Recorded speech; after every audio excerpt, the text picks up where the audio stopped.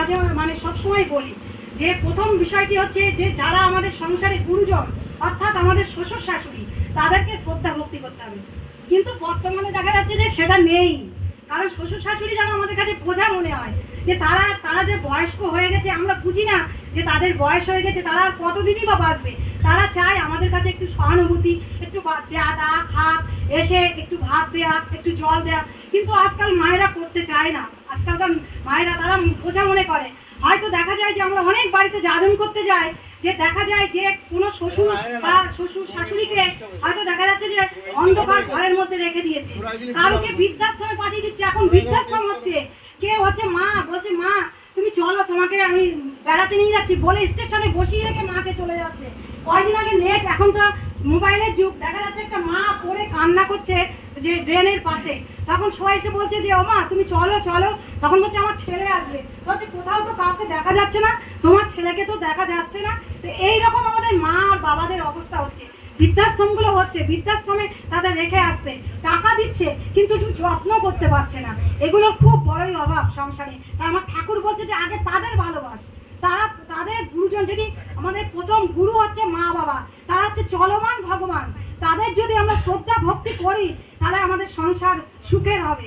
সেই সংসারে কোনো মানে এই যে আমাদের ঠাকুরের নিয়ম আছে যে ইষ্টবিধি করে তারপরে আমরা গুরুজনদের যদি প্রণাম করি, তাহলে তাদের যে আশীর্বাদ, সেই আশীর্বাদ সারাদিন আমাদের মাথায় থাকলে আমাদের কোনো আপদ বিপদ আসবে না। তাই এই তো বলে আমাদের গুরুজনদের অবস্থা, তাদের এই অবস্থা, তারা একটু ভালোবাসা শ্রদ্ধা ভক্তি পায় না, তারা অবহেলার পাত্র। কে পড়ে থাকে অসুখ হলে চিকিৎসা করে না, কি করে মানে কি বলবো, খুব মর্মাহত লাগে। আর দ্বিতীয় হচ্ছে স্বামীদের আমাদের বুঝতে হবে, মায়েদের, যে স্বামীর অবস্থা আছে কিনা, তারা সে আমাদের দিতে পারবে কিনা সেই জিনিসটা। হয়তো পাশের বাড়ি কারো টিভি এনেছে, আমিও যদি বায়না করি সেটা তো আমার হবে না।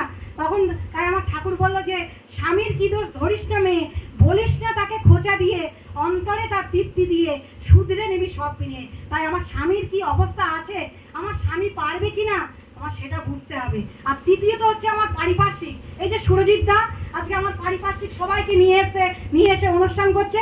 কেউ একাকি অনুষ্ঠান করা যেত, আমার এই পরিবেশে এসছে, তাই জন্য আজকে এই ঘরটা ভরে গেছে যে এই পারিপার্শ্বিক এসে আজকে অনুষ্ঠান শুনবে। সুরজিৎ দা কতদিন থেকে আসা, প্রত্যেক দিন একবার করে বলে যে দিদি আপনারা যাবেন, আমার কত লোক আসবে। তাই এই যে তার আকুতি, তার মনে আশা আজকে পূর্ণ হচ্ছে।